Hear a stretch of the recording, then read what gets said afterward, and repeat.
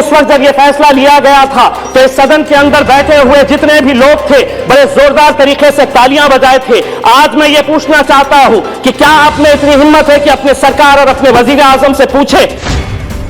मैं ये सवाल भारतीय जनता पार्टी से नहीं करना चाहता हूं क्योंकि माइनॉरिटीज का इनसे कोई लेना देना नहीं है, लेकिन the so called secular parties जिनके बीच में मैं यहां पर बैठा हूं, माइनॉरिटी के बजट के अंदर 1024 करोड़ रुपए की कटौती की गई है। क्या वजह है कि यह मुद्दा सिर्फ इम्तियाज जलील उठाएगा।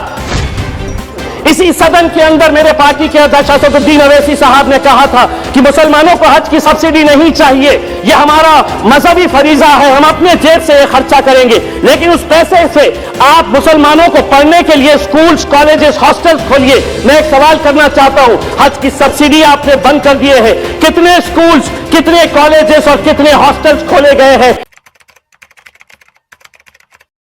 और यह ऐलान करते हैं कि 4 घंटे के अंदर अब 500 रुपये और 1000 रुपये की नोट खत्म हो जाएगी। यह इसलिए फैसला नहीं लिया जाता है कि वो अपनी अहमियत जताना चाहते थे या मजाक के तौर के ऊपर यह फैसला लिया गया। उन्होंने उसका रीजन दिया कि हम ये इसलिए कर रहे हैं कि हमें 3 बातों का हल चाहिए। एक तो यह है कि इसके जरिए हम ब्लैक मनी हासिल करेंगे, दूसरा यह है कि आज जो मार्केट के अंदर जो काउंटरफीट नोट्स है, जो नकली नोट्स बाजारों में है, उसके ऊपर हम कंट्रोल करेंगे, और तीसरा यह है कि हम डिजिटल पेमेंट को बढ़ावा देंगे। मैं आज यह सवाल करना चाह रहा हूं कि 2016 से आज 2020 है, उस वक्त जो बातें की गई थी और 2020 की हकीकत क्या है वो मैं आपको बताना चाहता हूं।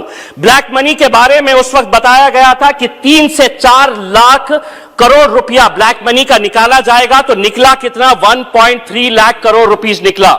जो काउंटरफीट नोट्स 2016 के अंदर जब ये डिमोनेटाइजेशन किया गया तो उस वक्त 6.32 लाख पीसेस नोट्स जो थे, जो काउंटरफीट नोट्स थे, वो मिले थे।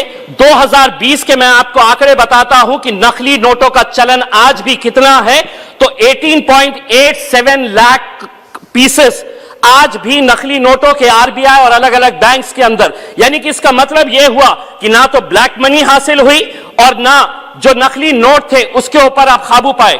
डिजिटल पेमेंट यकीनन थोड़ा बड़ा है, लेकिन उसके लिए क्या इतना बड़ा फैसला लेना कि हम डिमोनेटाइजेशन करेंगे, यह गलत है।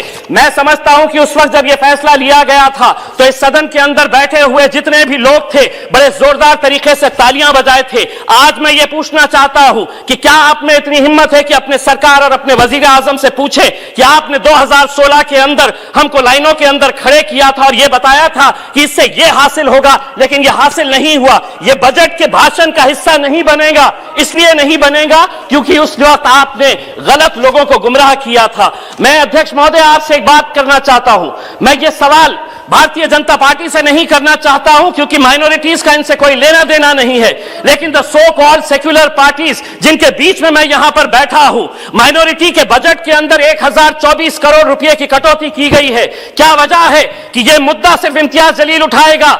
2 लोग जो मुसलमानों के नाम के ऊपर वोट मांगने का काम करते हैं, कितने लोगों ने इस मुद्दे को उठाया है, हम ये सवाल करना चाहते हैं। 1024 करोड़ रुपए की कटौती माइनॉरिटी बजट के अंदर कर दी गई है।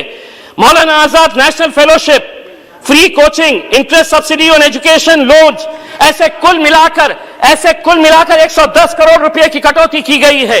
अध्यक्ष महोदय, मैं minority affairs minister Mukhtar Abbas Naqvi साहब से एक सवाल करना चाहता हूं। इसी सदन के अंदर मेरे पार्टी के अध्यक्ष असदुद्दीन अवैसी साहब ने कहा था कि मुसलमानों को हज की सब्सिडी नहीं चाहिए, यह हमारा मजहबी फरीजा है, हम अपने जेब से यह खर्चा करेंगे, लेकिन उस पैसे से आप मुसलमानों को पढ़ने के लिए स्कूल्स, कॉलेजेस, हॉस्टल्स खोलिए। मैं एक सवाल करना चाहता हूं, हज की सब्सिडी आपने बंद कर दिए है, कितने स्कूल्स, कितने कॉलेजेस और कितने हॉस्टल्स खोले गए हैं, इसका जवाब आपको देना पड़ेगा। दूसरी बात यह है कि हम ये कहते हैं वित्त मंत्री जी कि हम ये कहते हैं, बड़ा गर्व कहते हैं कि हमारा देश कितना आगे जा रहा है।